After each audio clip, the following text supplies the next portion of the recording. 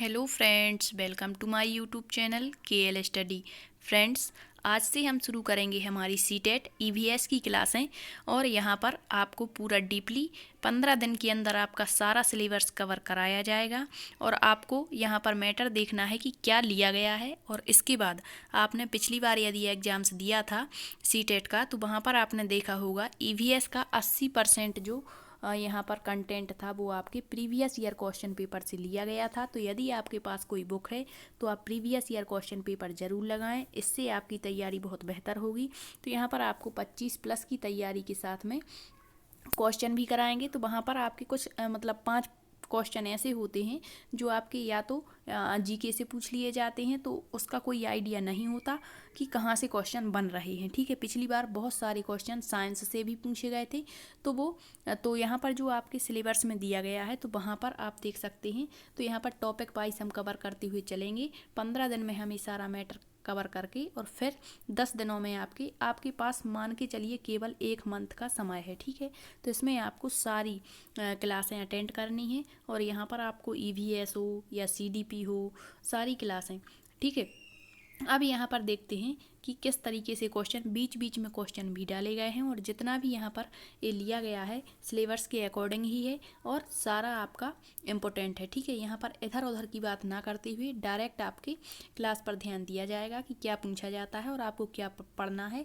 और सारी जो EVS की क्लास रहेंगी ये NCERT पर आधारित हैं। ठीक है, पिछली बार भी हमने बहुत सारी क्लासें डाली हुई थी, जिसने वो नहीं देखी वो भी देखें, क्योंकि आपके प्रीवियस ईयर क्वेश्चन पेपर पर यहाँ पर ज़्यादा फोकस किया जाता है। और जैसे मान के चलिए यहाँ हमने कह दिया थीम, तो अब थीम से रिलेटेड जो भी आपको मिले वो सर्च करिए, अपने नोट्स में इंक्लूड करिए। अब इतना समय नहीं है कि आप नोट्स बना सकें, तो जितना भी यहाँ पर आपको बताया जाए बस वही करिए। आप 25+ स्कोर यहाँ पर ला सकते हैं केवल 1 महीने में। ठीक है, तो आइए शुरू कर लेते हैं अपनी क्लास आज की। और ये हमारी फर्स्ट क्लास रहेगी सीटेट दिसंबर के लिए। ठीक है, तो यहाँ पर एक क्वेश्चन तो आपका यहाँ से 1 से 2 मतलब थीम से 2 क्वेश्चन बनते हैं। ठीक है, हर बार आप प्रीवियस ईयर क्वेश्चन पेपर उठाइए और देखिए वहाँ पर थीम से आपके 2 क्वेश्चन बनते हैं। एक तो डायरेक्ट पूछ लिया जाता है कि निम्न में से कौन सी पर्यावरण अध्ययन की थीम है या सब थीम है या कौन सी नहीं है। ठीक है, और एक क्वेश्चन पेडागॉजी बेस बनाकर पूछते हैं। ठीक है, तो देखते हैं यहाँ पर पर्यावरण अध्ययन की कभी कभी तो संख्या ही पूछ लेते हैं कि इनकी संख्या कितनी होती है। ठीक है, तो मुख्य थीम कहें या केवल थीम कहें, तो आपको ध्यान रखना है पर्यावरण अध्ययन की थीमों की संख्या कितनी है, 6 है। राइट, अब इन 6 की संख्या जो यहाँ पर 6 है, इनके नाम भी आपको याद होने चाहिए और फिर इन्हीं का डिटेल पूरा आपका सिलेबस में दिया गया है। ठीक है, तो यहाँ पर फर्स्ट जो थीम है परिवार एवं मित्र है।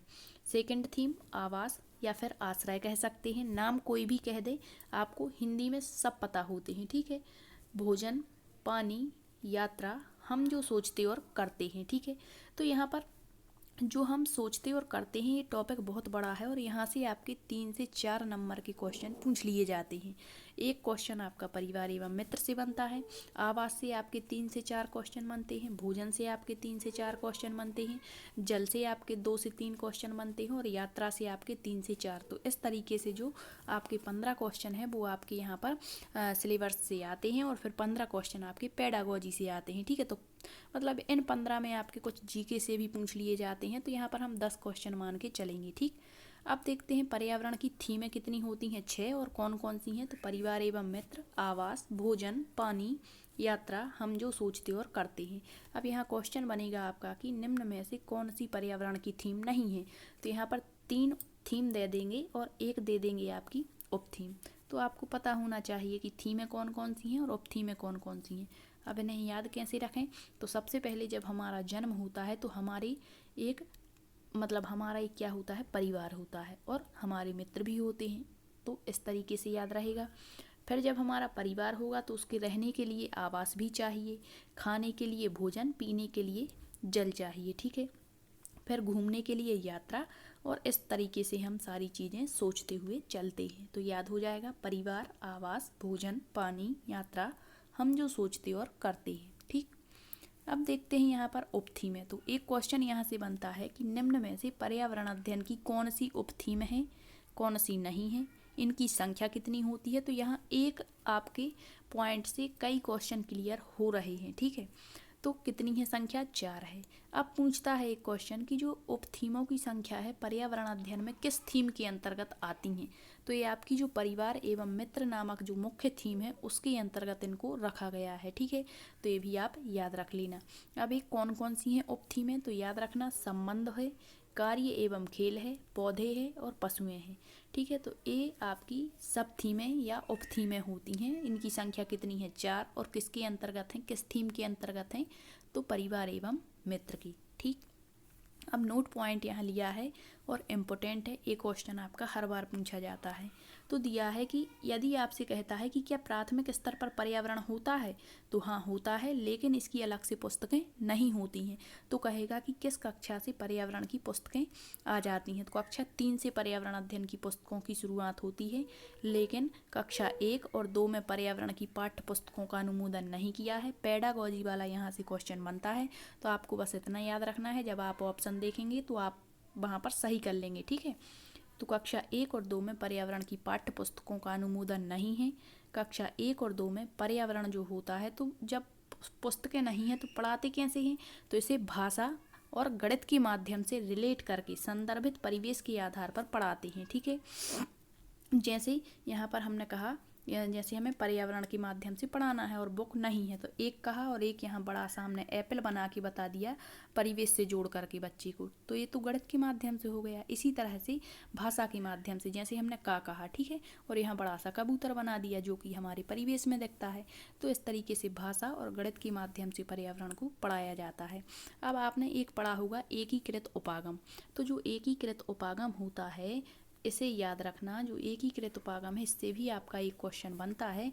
तो एकीकृत उपागम में कहा गया है कि प्राथमिक स्तर पर पाठ्य पुस्तकें नहीं होंगी पर्यावरण की, बल्कि सभी को एकीकृत करके पढ़ाया जाएगा। अब चाहे आपका विज्ञान हो, सामाजिक विज्ञान हो, पर्यावरण हो, गणित हो, भाषा हो, सबको जोड़ करके सांस्कृतिक परिवेश और सामाजिक परिवेश के साथ में पढ़ाया जाता है। यही आपका एकीकृत उपागम कहता है। ठीक है, अब देखते हैं कि क्वेश्चन क्या बनता है।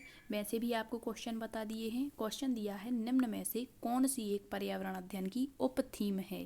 तो जब आपको पता होगा कि थीमें कितनी होती हैं, 6 होती हैं, सब थीमें कितनी होती हैं, 4 होती हैं। थीमें अभी बताया आपको, सबसे पहले हमारा परिवार और हमारे मित्र होंगे, तो परिवार एवं मित्र हो गई।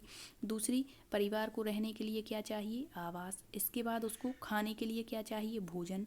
इसके बाद पीने के लिए क्या चाहिए? जल।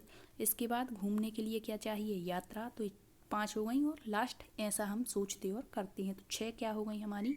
थीमें। और उप थीमें संबंध हो गई, कार्य, खेल, पशुएं, पौधे। ठीक है, तो यहाँ पर पूछा है कौन सी उप थीम है?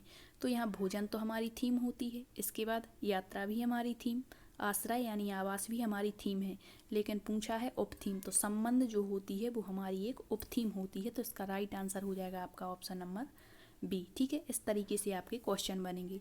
तो आप या तो इसका स्क्रीनशॉट ले लें या फिर कहीं नोट कर लें, क्योंकि यहाँ से आपके 2 क्वेश्चन तो आएंगे ही आएंगे। ठीक है, अब हम देखते हैं नेक्स्ट पॉइंट, यहाँ पर मधुमक्खी। तो हर एग्जाम्स में सीटेट के आपका मधुमक्खी से भी क्वेश्चन पूछ लिया जाता है। या तो पूछते हैं कि जो मधुमक्खी हैं सबसे ज़्यादा इनका पालन किस राज्य में किया जाता है? तो बिहार राज्य में। तो ये डिटेल में हम देखेंगे। अभी पूछते हैं कि मधुमक्खी जो है सबसे ज़्यादा मतलब किस फूल इनको लुभाते हैं, कौन से फूल इनको लुभाते हैं? तो लीची के फूल। एक क्वेश्चन बनता है कि मधुमक्खी के अंडे देने का उपयुक्त समय कौन सा होता है? तो ये सारी चीज़ें यहाँ पर हम देखेंगे। तो आपकी एनसीईआरटी में दिया गया है अनीता की मधुमक्खियाँ, तो इसे अच्छे से पढ़ें। ठीक है, तो अनीता बिहार की। अब यहाँ पर अब मतलब ये थोड़े से क्वेश्चन हाई लेवल के भी यहाँ पर पूछ लेते हैं कभी कभी, क्योंकि आपका ऑनलाइन एग्ज़ाम्स होना है और कई शिफ्ट में यहाँ पर आपके एग्ज़ाम्स होंगे, तो वहाँ पर ज़्यादा क्वेश्चन चाहिए होते हैं। तो मतलब थोड़ा सा हाई लेवल भी यहाँ पर रखेंगे। तो हमें सारी चीज़ें यहाँ पर पढ़ते हुए चलना है और 15 दिन में हमें सारा मैटर कवर करना है, ताकि हम प्रीवियस ईयर क्वेश्चन पेपर और इसके अधिक से अधिक क्वेश्चन जो बन सकते हैं वो यहाँ पर हम कवर कर सकें। अब आपको ये ध्यान देना है कि यहाँ पर आपको ये नहीं देखना कि इनके सब्सक्राइबर कम हैं, व्यूज़ कम आते हैं। तो आपको मैटर देखना है कि कहाँ पर क्या मैटर मिल रहा है। जहाँ भी आपको मैटर अच्छा मिलता है, चाहे वहाँ एक भी व्यू ना हो, तो आपको वही क्लास पढ़नी है, क्योंकि यहाँ पर आपको व्यू से भीड़ से मतलब नहीं होना चाहिए। आपको मैटर देखना है कि क्या दिया गया है। ठीक है, देखते हैं, अनीता बिहार के मुजफ्फरपुर जिले के लोचहा गांव से थी। पहला क्वेश्चन बनेगा कि जो अनीता की मधुमक्खियां हैं, तो जो ये मतलब एनसीईआरटी में आपके दिया है, तो पूछ सकते हैं कि अनीता किस राज्य से बिलोंग करती थी, तो बिहार से। बिहार के किस जिले से, तो मुजफ्फरपुर, और गांव कौन सा था, लोचहा गांव से थी। ठीक है, नेक्स्ट है, अनीता कुशवाहा को चमकता सितारा, गर्ल स्टार के नाम से जाना जाता है। अब आप कहेंगे कि एक आपने पढ़ा होगा सूर्यमणि, जो जंगल की साहसी बेटी है, उसको भी गर्ल स्टार के नाम से जाना जाता है, और अनीता कुशवाहा को भी। ठीक है, अब ये चमकता सितारा क्या होता है, तो यहाँ दिया है कि चमकता सितारा उन साधारण लड़कियों की असाधारण कहानियाँ हैं जिन्होंने स्कूल जाकर अपनी ज़िंदगी बदल दी। मतलब जिनसे कोई उम्मीद नहीं की जा सकती है, गांव में कोई ऐसी लड़की हो जाए जिससे कोई उम्मीद नहीं है और वो ऐसा काम कर जाए कि उसका नाम रोशन हो जाए, इसी को चमकता सितारा और गर्ल स्टार के नाम से जाना जाता है। तो उनमें से एक आपकी अनीता कुशवाहा और एक आपकी सूर्यमणि है। ठीक है, नेक्स्ट है, लीची के फूल किसको लुभाते हैं, मधुमक्खियों को। तो आपको क्वेश्चन दे सकते हैं कि मधुमक्खियों को निम्न में से कौन से फूल सबसे अधिक लुभाते हैं। लीची के फूल दे देगा, अदर फूल दे दें, तो आपको याद रखना है लीची के फूल। नेक्स्ट है, मधुमक्खी पालन मुख्य रूप से बिहार के मुजफ्फरपुर जिले। अब यहाँ पर बिहार राज्य तो रहेगा, अब उसके जिले कई दे देंगे आपको, मुजफ्फरपुर, अन्य दे दें। ठीक है, तो याद रखना कौन सा जिला है, मुजफ्फरपुर जिला। नेक्स्ट, ए पॉइंट याद रखना, मोस्ट इम्पोर्टेंट। ठीक है, अक्टूबर से दिसंबर मधुमक्खी के अंडे देने का समय होता है और यह मधुमक्खी पालन शुरू करने का उपयुक्त समय माना जाता है। हर शिफ्ट में ये क्वेश्चन रिपीट हुआ था। आप प्रीवियस ईयर क्वेश्चन पेपर उठाकर देखें 2021 वाले, तो ये इम्पोर्टेंट है, इसे याद रखना आप। अक्टूबर से दिसंबर, क्या, अक्टूबर से दिसंबर। अब देखते हैं मधुमक्खी के झत्ते वाला एक क्वेश्चन बनता है। तो यहाँ पर कैसा क्वेश्चन बनता है, आप यहाँ देखिए, दिया है मधुमक्खी के झत्ते में एक रानी मधुमक्खी होती है जो क्या कार्य करती है, अंडे देती है। क्या करती है रानी मधुमक्खी, अंडे देती है। तो मधुमक्खी के झत्ते में याद रखना है 3 प्रकार की मधुमक्खियाँ होती हैं। एक तो रानी मधुमक्खी होती है, ठीक है, दूसरी होती है आपकी नर मक्खी, और तीसरी होती है आपकी श्रमिक मधुमक्खी। तो पहली बात तो यही कि कितनी होती हैं, 3, रानी मधुमक्खी, श्रमिक मधुमक्खी और नर मधुमक्खी। ठीक है, अब यहाँ देखते हैं कि रानी मधुमक्खी का कार्य क्या होता है, अंडे देती है। नेक्स्ट, मधुमक्खी के झत्ते में कुछ नर मक्खियाँ होती हैं, अभी देखा हमने। मधुमक्खी के झत्ते में बहुत सारी काम करने वाली मधुमक्खियाँ होती हैं, जिसे क्या कहते हैं हम, श्रमिक मधुमक्खी, और सबसे ज़्यादा काम करती हैं यही। ठीक है, दिन भर काम करती हैं। और शहद के लिए यदि पूछ ले कि फूल एकत्रित करने का कार्य कौन सी मधुमक्खी करती है, तो वो भी आपकी श्रमिक मधुमक्खी ही करती है। अब इससे क्वेश्चन क्या बनता है, देख लेते हैं। दिया है, नीचे दिया गया कौन सा कथन मधुमक्खियों और झत्तों के विषय में सही नहीं है। तो पूछा है सही नहीं है। क्वेश्चन अच्छे से पढ़ना, बाद में नेगेटिव पॉइंट दिया होता है और हम इसे नहीं देखते। तो दिया है यहाँ कौन सा एक सही नहीं है, दिया है मधुमक्खी के झत्ते में केवल कुछ नर मक्खियाँ होती हैं, बिल्कुल होती हैं। फिर दिया है प्रत्येक मधुमक्खी झत्ते में एक रानी मक्खी होती है, मतलब मधुमक्खी के झत्ते में रानी मक्खी जो अंडे देती है, भी सही, अभी देखा हमने। फिर दिया है नर मक्खियाँ झत्तों के लिए अत्यंत महत्वपूर्ण होती हैं, नहीं। क्यों नहीं, क्योंकि जो नर मधुमक्खियाँ होती इनका केवल एक ही कार्य होता है, क्या, प्रजनन कार्य। ठीक है, अब यहाँ कहा गया है कि सबसे ज़्यादा महत्वपूर्ण, तो ये कैसे हो गई, सबसे ज़्यादा महत्वपूर्ण तो हमारी श्रमिक मधुमक्खियाँ होती हैं। वही फूलों को रस ढूंढ करके लाती हैं, फूलों का रस, और वही अदर काम भी करती हैं। और जो श्रमिक मधुमक्खियाँ होती हैं, वही जो रानी मधुमक्खी अंडे देती है उसके पालन पोषण का कार्य भी यही करती हैं। ठीक है, तो इम्पोर्टेंट कौन हुई यहाँ पर, श्रमिक मधुमक्खी, ना कि नर मधुमक्खी। और यहाँ पर कहा है कि नर मधुमक्खी अत्यंत महत्वपूर्ण, तो ये तो गलत हो गया और हमें यही बताना है। नेक्स्ट देख लेते हैं, मधुमक्खी के झत्ते में बहुत सारी काम करने वाली मक्खियाँ, बिल्कुल ये भी सही है। तो पूछा है कौन सा एक सही नहीं है, तो राइट आंसर आपका ऑप्शन नंबर सी हो जाएगा। नेक्स्ट क्वेश्चन, मधुमक्खी के अंडे देने का उपयुक्त समय कौन सा होता है, तो इसका राइट आंसर हो जाएगा आपका, हमने अभी देखा, अक्टूबर से दिसंबर का समय मधुमक्खी के अंडे देने का उपयुक्त समय होता है। ठीक है, तो ये हुई मधुमक्खी की बात। आप इसका स्क्रीनशॉट लें या नोट कर लें, आपके नोट्स तो पहले से बने होंगे, तो आप यहाँ पर एक बार फिर से देख सकते हैं इसे, इससे क्वेश्चन भी आपका बनता है। ठीक है, इसके बाद आपका क्वेश्चन बनता है चींटियाँ, दीमक और ततैया से, तो इसे भी देख लेते हैं। तो चींटियाँ, दीमक और ततैया। यहाँ क्वेश्चन बनता है कि निम्न में से कौन सा एक जो है समूह में या बस्ती या कॉलोनी में नहीं रहता है। वहाँ पर ऑप्शन दे देते हैं मकड़ी। तो याद रखना कि चींटियाँ, दीमक और जो ततैया है, यहाँ दिया है कि ये तीनों कीट बस्ती कह दें, कॉलोनी कह दें या समूह में मिलजुल कर रहते हैं। ठीक है, चींटियाँ आपने कभी भी देखा होगा तो एक कतार में चलती हैं और समूह बनाकर रहती हैं, दीमक भी और ततैया। ठीक है, अब यहाँ दिया है मकड़ी समूह में नहीं रहती है, मकड़ी समूह में नहीं रहती है। तो क्वेश्चन क्या बनता है देख लें यहाँ, निम्न में से कौन सा कीट मधुमक्खियों की भांति, यहाँ एक हो जाएगा आपका मधुमक्खी भी। ठीक है, मधुमक्खी भी समूह में रहती है। तो कहा है कि कौन सा कीट मधुमक्खियों की भांति कॉलोनी में एक साथ नहीं रहता, और ऑप्शन दिया है ततैया, तो हमने अभी पढ़ा ए तो रहती है, चींटी भी रहती है, दीमक। यहाँ दिया है मकड़ी, तो राइट आंसर आपका ऑप्शन नंबर डी हो जाएगा, मकड़ी कॉलोनी में नहीं रहती है। ठीक है, अब हम इन सारी चीज़ों के बारे में देखेंगे। चींटियाँ किस तरीके से एक दूसरे की पहचान कर लेती हैं, दीमक क्या, ततैया। ठीक है, तो यहाँ दिया है चींटियाँ, तो मोस्ट इम्पोर्टेंट है, इनसे क्वेश्चन बनते हैं आपके।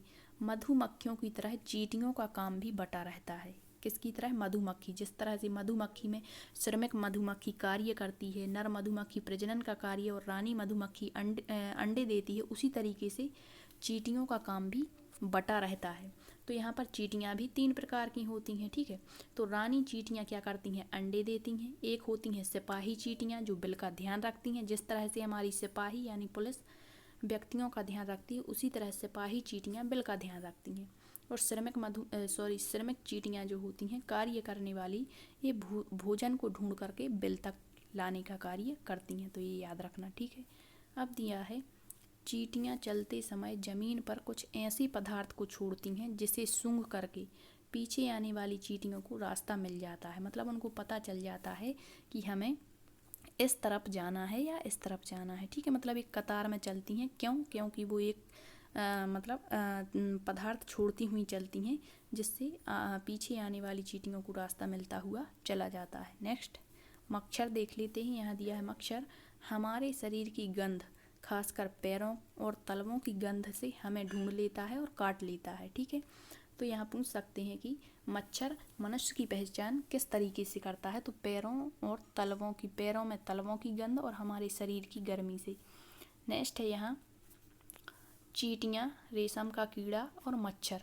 तो पूछते हैं कि निम्न में से कौन सा समूह है ऐसा जो गंध के माध्यम से अपने समूह को पहचानता है। तो याद रखना, चींटियाँ, रेशम का कीड़ा 1000 किलोमीटर दूर से अपनी मादा की पहचान कर लेता है गंध के माध्यम से, और मच्छर भी। ठीक है, तो याद रखना। नेक्स्ट है पूछता है मूत्र की गंध के द्वारा कौन कौन से जानवर अपने इलाके का निर्धारण करते हैं। तो वो हो जाएगा आपका कुत्ता, बाघ और शेर। ये पढ़ने वाले क्वेश्चन है। नेक्स्ट मधुमक्खी दिया है जब किसी मधुमक्खी को लाभ मिल जाता है, अर्थात फूलों से शहद मिल जाता, रस मिल जाता है, तो वह एक तरह का डांस करती हैं, जिससे दूसरी मक्खियों को पता चल जाता है कि कहाँ पर मतलब रस है। ठीक है, फूलों का रस है, तो नृत्य के माध्यम से इनको पता लगता है। ठीक है, नेक्स्ट है मच्छर के द्वारा होने वाला रोग। मोस्ट इम्पोर्टेंट, इससे क्वेश्चन बना है और आगे भी बनेगा कि कौन कौन से रोग जो हैं वो मच्छर से फैलते हैं। तो डेंगू, चिकनगुनिया और मलेरिया। अब आपके ऑप्शन में दे देते हैं, फर्स्ट ऑप्शन यही रख देंगे, दूसरा कह देंगे डेंगू, चिकनगुनिया और म्यादी बुखार, इस तरीके से। तो याद रखना ये तीनों रोग आपके मच्छर से होते हैं। नेक्स्ट है एक क्वेश्चन ये बनता है कि मच्छरों के प्रजनन को यदि रोकना है, इनकी बढ़ती हुई जो बढ़ोतरी है उसको यदि हमें रोकना है तो क्या करना चाहिए। तो इसके प्रजनन की रोकथाम के लिए जो ठहरा हुआ पानी होता है नालियों में या कहीं भी, तो तेल डालने की सलाह दी जाती है। क्यों, क्योंकि जब हम तेल डाल देते हैं तो इसका पृष्ठ तनाव कम हो जाता है उस जल का। इस कारण से तेल जो होता है वो जल के ऊपर फैलकर एक परत सी बना देता है। इससे जल में ऑक्सीजन की आपूर्ति नहीं हो पाती और मच्छरों का प्रजनन कम हो जाता है। पेडागोजी वाला क्वेश्चन है और पिछली बार पूछा गया था। ठीक है, अब देखते हैं रेशम का कीड़ा। तो रेशम का कीड़ा अपनी मादा को उसकी गंध से कई किलोमीटर दूर से पहचान लेता है। तो गंध के माध्यम से रेशम का कीड़ा पहचान कर लेता है। ठीक है, नेक्स्ट है मछलियाँ। तो मछलियाँ खतरों की चेतावनी के लिए एक दूसरे को बिजली की तरंगों से जानकारी पहुँचाती हैं। यदि कोई खतरा है मछली को तो बिजली की तरंगें ये पहुँचाती हैं और दूसरी मछलियों को पता लग जाता है कि ये खतरे में है। ठीक है, नेक्स्ट है गिलहरी। तो इससे भी क्वेश्चन पूछा गया था। गिलहरी के दांत हमेशा बढ़ते रहते हैं। अब एक ऑप्शन दिया था वहाँ पर चूहा, गिलहरी, ठीक है।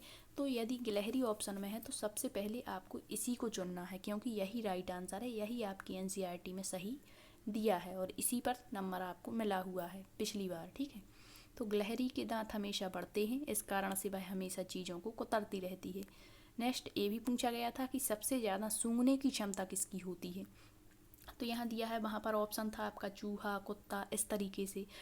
तो यहाँ डाउट था कि कुत्ते के सूंघने की क्षमता ज़्यादा होती है चूहे की, तो इसका राइट आंसर एनसीईआरटी में चूहा है। तो चूहे के देखने की क्षमता तो कम होती है, लेकिन सूंघने, छूने और टेस्ट करने की क्षमता बहुत अधिक होती है। नेक्स्ट है, जहाँ से क्वेश्चन बनते हैं सारे क्वेश्चन यहाँ लिए गए हैं, तो आप अच्छे से इसे कवर करते हुए चलेंगे, क्योंकि अब दोबारा मौका नहीं मिलने वाला इतना सारा पढ़ने का, ठीक है। मेंढक और छिपकली तो शिकार के लिए किसका प्रयोग करते हैं, दोनों ही, तो जीभ का प्रयोग करते हैं। किसका, जीभ का। तो आज यहीं तक रहेंगे, मतलब इतनी ही क्लास रखेंगे, क्योंकि इससे आगे नेक्स्ट वीडियो में करेंगे, क्योंकि ज़्यादा बड़ा वीडियो बोरियत उत्पन्न करता है। ये मैटर इतना आज के लिए बहुत है। कल हम जानवरों के बारे में पढ़ेंगे कि कौन सा जानवर क्या होता है। हाथी से क्वेश्चन बनता है, स्लॉथ से बनता, बाघ, शेर, चीता, ठीक है। तो ये सारे नेक्स्ट वीडियो में। आई होप आपको ये सारा सेशन अच्छा लगा हो। यदि सेशन पसंद आया है तो शेयर ज़रूर करना। Thank you.